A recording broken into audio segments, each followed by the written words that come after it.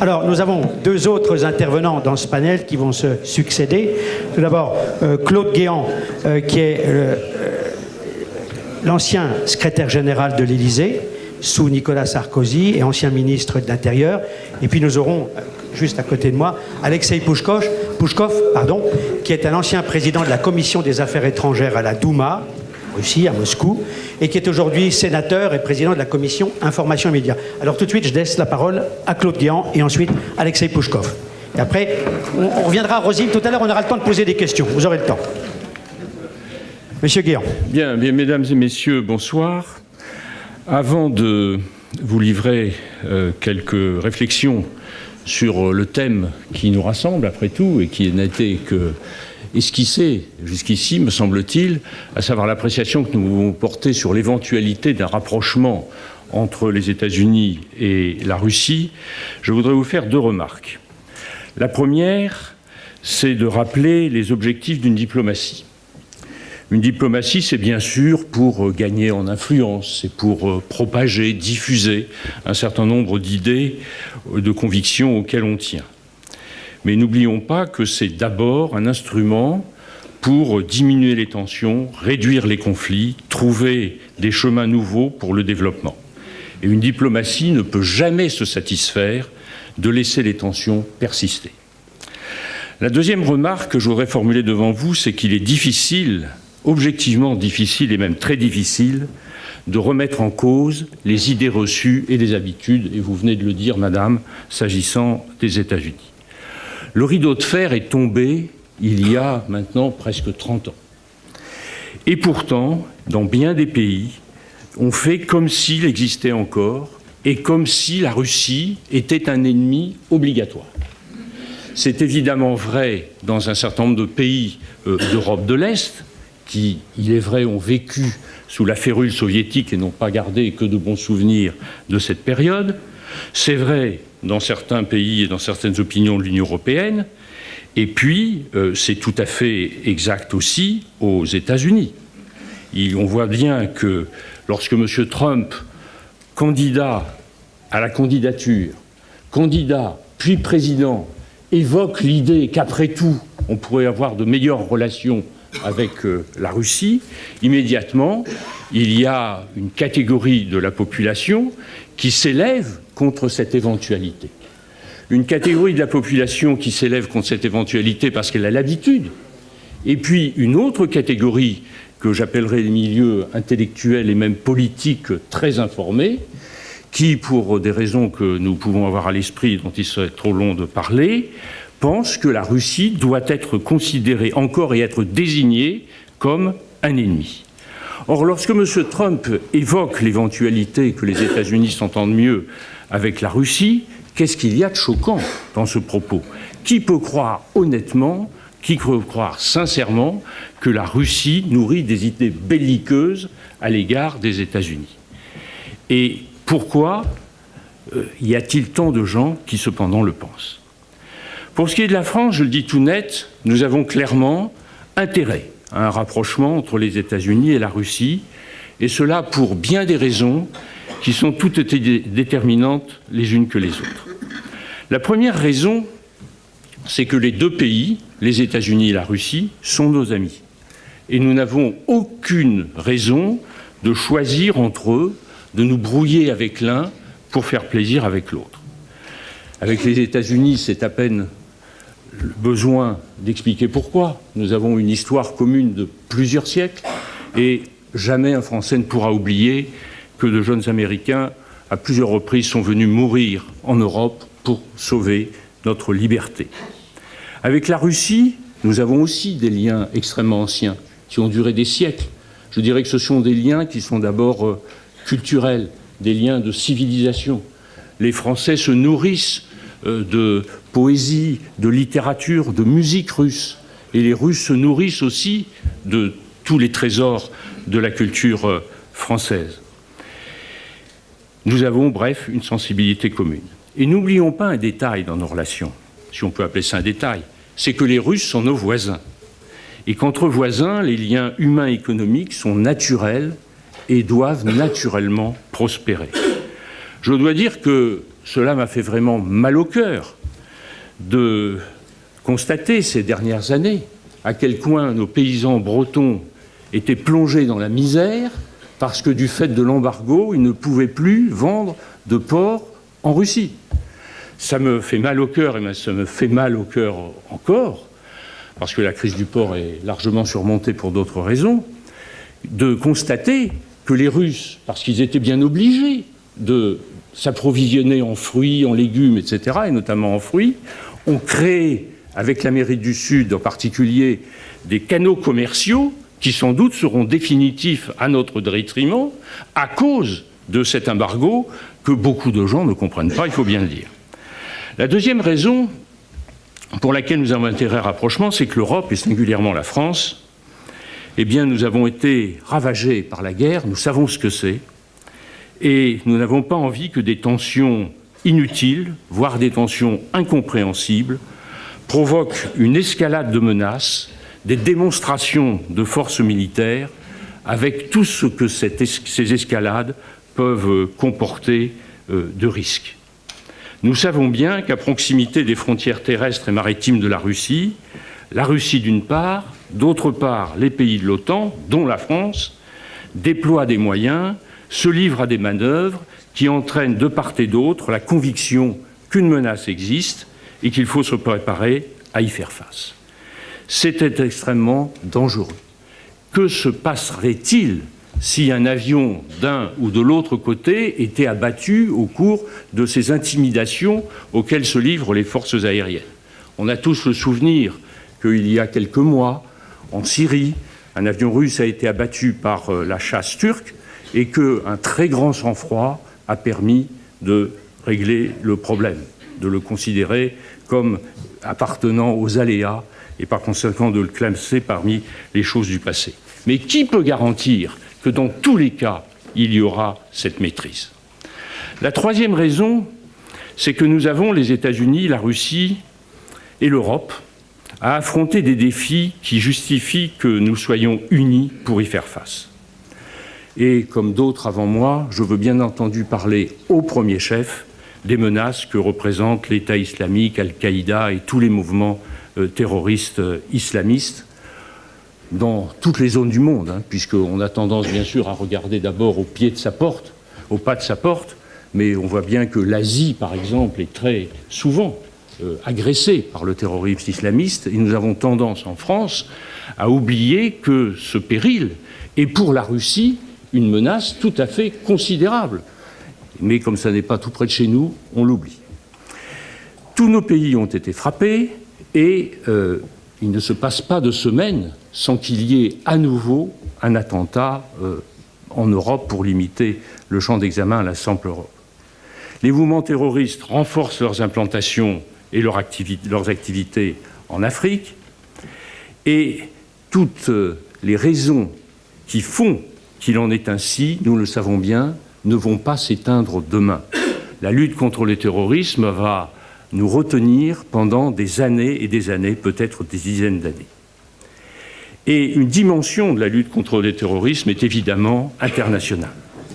Seule une action coordonnée et même une action unitaire des grands pays peut lutter efficacement contre les mouvements qui sont à la naissance du terrorisme international.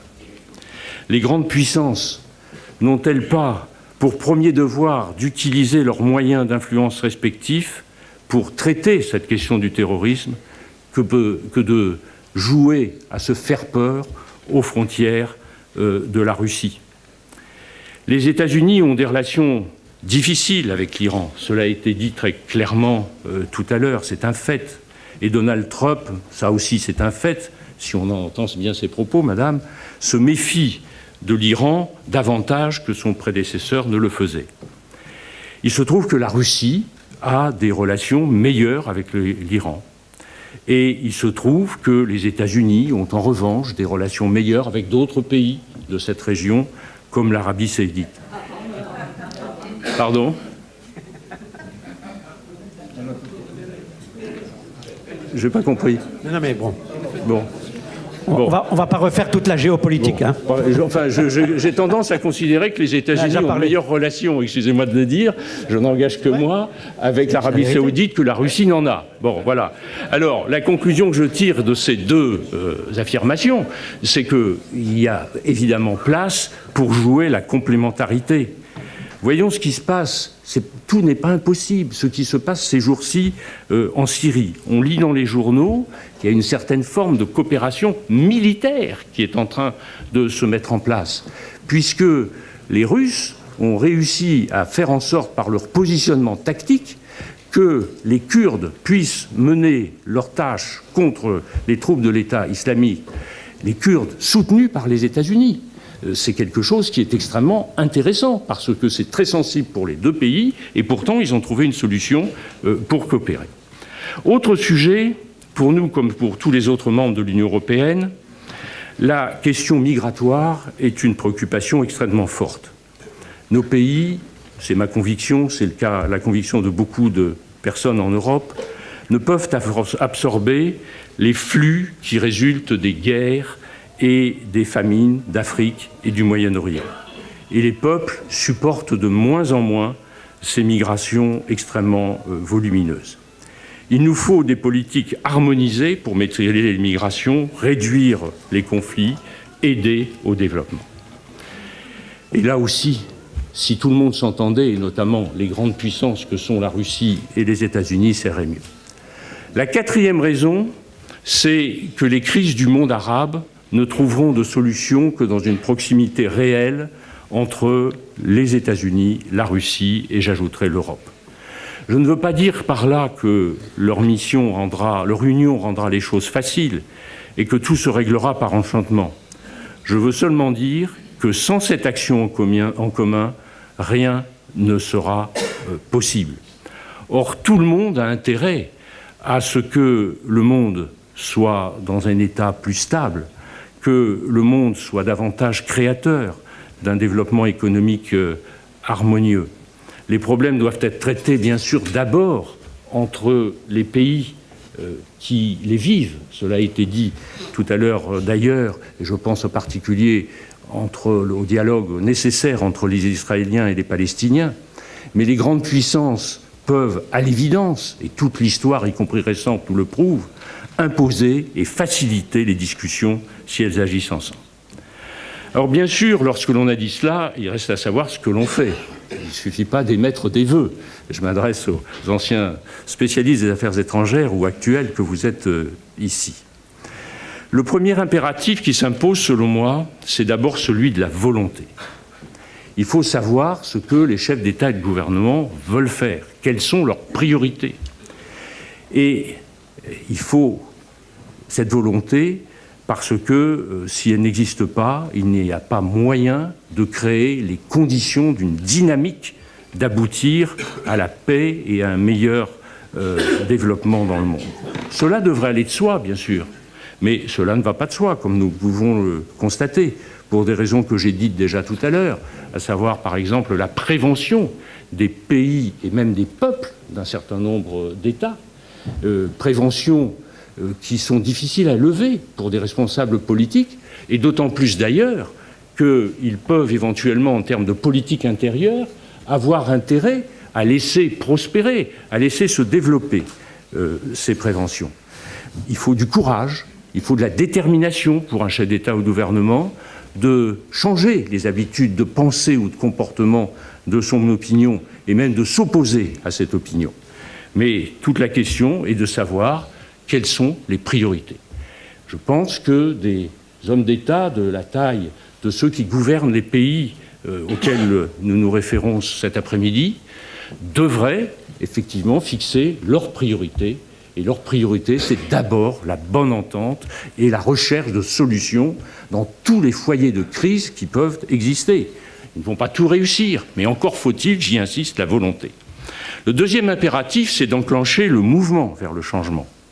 Alors, je n'ai pas de solution très originale à proposer, mais pourquoi pas un nouveau reset auquel il a été fait allusion tout à l'heure. Pourquoi pas une conférence soigneusement préparée entre les États-Unis, la Russie et l'Union européenne? Je dis soigneusement préparé exprès parce que, ne nous y trompons pas, les choses ne sont pas simples. Et je citerai quelques exemples des difficultés qui sont à surmonter. D'abord, la tension est vive aux frontières de la Russie. De part et d'autre, des renforts ont été mis en place, déployés. Ce sont des facteurs de danger considérables. Mais on peut en parler techniquement. Par ailleurs, la Russie, c'est un fait, a le souci d'avoir une zone d'influence dans son voisinage, comme tous les grands pays souhaitent avoir une zone d'influence. Une zone d'influence, c'est le terme qui est habituellement utilisé par les commentateurs. On pourrait dire aussi, c'est une autre façon de présenter les choses, mais c'est en même temps l'ouverture d'une discussion que je fais là, une zone dont elle n'est rien à craindre. Un premier principe est absolu, c'est celui de la souveraineté ou de l'indépendance des États. Mais n'y a-t-il pas des relations de voisinage qui peuvent être définies dans le respect de ces principes? Plus difficile, la question de la Crimée, plus difficile, plus brûlante, je vais dire, et de l'Ukraine, se trouve toujours posée. Et ce sont des questions qui doivent être réglées. Mais je distingue les deux, car elles ne se posent pas, selon moi, dans les mêmes termes. Autant, je le dis très clairement, la Russie n'a rien à faire en Ukraine, autant, il faut bien le dire, la Crimée, avant une décision prise par Nikita Khrouchtchev de redécouper les territoires à l'intérieur de l'Union soviétique il y a une trentaine d'années, eh bien, jusqu'à cette décision, la Crimée était russe et elle l'était depuis 400 ans. Et en Crimée, on parle le russe.